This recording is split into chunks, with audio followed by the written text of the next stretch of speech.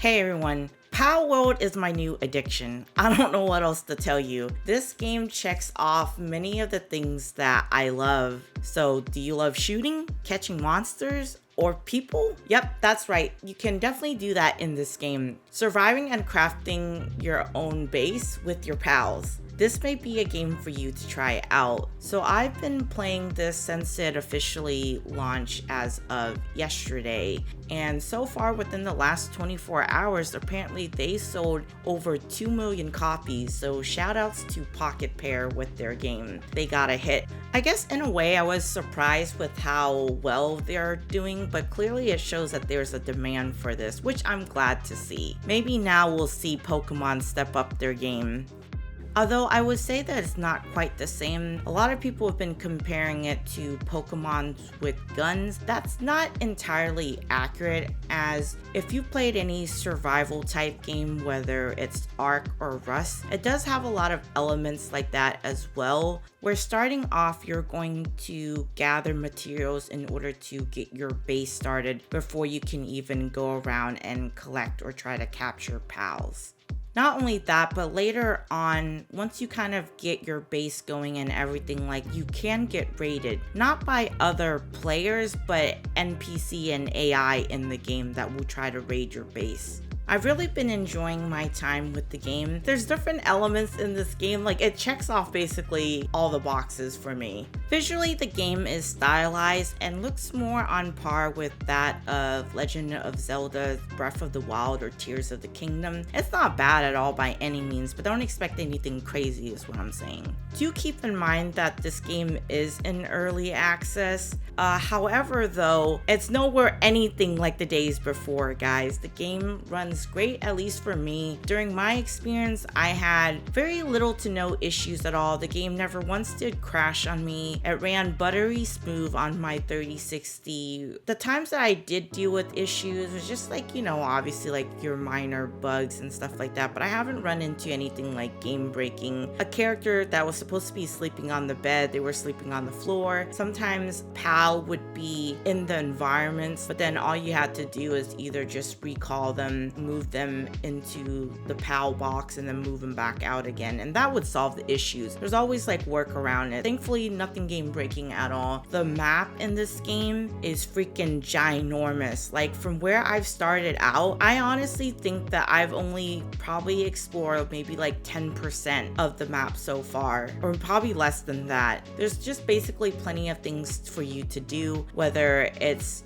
pals to capture. There are bosses that you can fight too that are scattered out throughout the maps. They can be found in either towers, out exploring, which will be indicated on your map. And then not only that, but there are also dungeon bosses too. And for the tower bosses, it's pretty cool that you can actually go through and fight them again, and you can try to farm the pals that they have, which I didn't know. Chat told me about this, so I thought that's pretty cool. I was like, dang, that's kind of fucked up though, the fact that you can actually like take somebody else's pals, because when you go to these towers, think of it like similar to Pokemon, where you have gym leaders that you can face, except the only difference is that you can literally take their pal from them if you want them.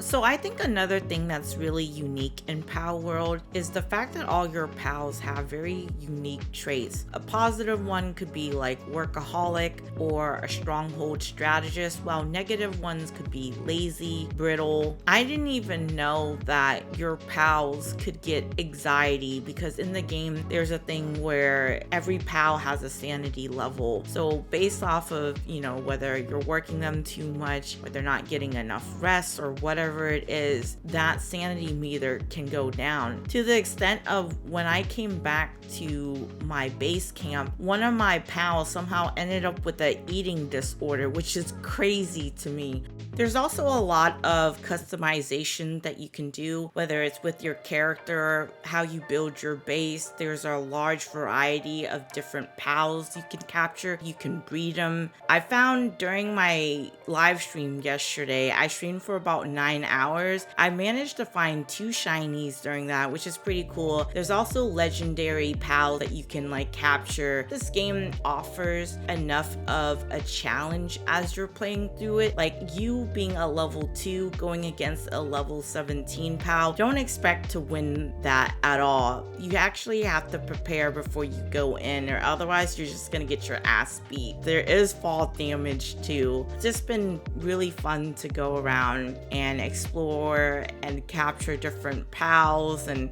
I think my only concern so far about this game, outside of like some quality of life improvements, I would like to see maybe there being like a mini map or a HUD of some sort, whether you're traversing or going through, you know, the world, and or especially the dungeons. I feel like they can really use a mini map when you're in a dungeon, because all of it kind of looks the same to me in whatever specific dungeon you're in, and I'm prone to getting lost. I don't know about y'all. I will speak only for myself here, but that would be a nice like feature. Also too, maybe some of like the inventory management and all that could be better. I wish that they would add on to the storage box of how many space you have to store your items. I feel like it's very limited with how many different things you can find in the world and stuff as you explore. So minor things like that, but more so I guess the bigger thing that I'm concerned about is them delivering on the things that they put out there. At the moment, there is no crossplay for the game, but they said that it would be a feature that they would add on later. I don't know whether or not they do intend to ever have this game on PlayStation. At the moment, it's just Xbox and PC only. The other thing is they said that there's going to be PvP in this game. I think I remember currently they're testing it internally. So again, all the things that, you know, they talked about, I just hope that they deliver and that we see this game make it out of early access instead of staying there. The only other thing I can think about right now that I would like to see is probably voice acting. Actually, I think this game would definitely benefit from that, because it's not like, you know, so far, at least in my experience, I haven't ran into a bunch of NPCs at all, but it would be nice if there were. So for those of you that are on the fence or interested in the game but haven't purchased yet, now I would recommend try it on the Game Pass if you have an Xbox or PC. You know, that way you can get a feel for it. If you know that you're going to be putting time into this game at all, you're better off just owning it. Or it's your platform of choice. I would highly recommend probably owning it on Steam. Ideally, they had some server issues yesterday, but it seems like it's been ironed out since this morning because of the influx of players trying to obviously hop on and play the game. So if you made it to the end of this video, let me know what you think of Palworld. Let me know what your thoughts are. Leave it down below in the comment section. And as always, thanks for watching the video.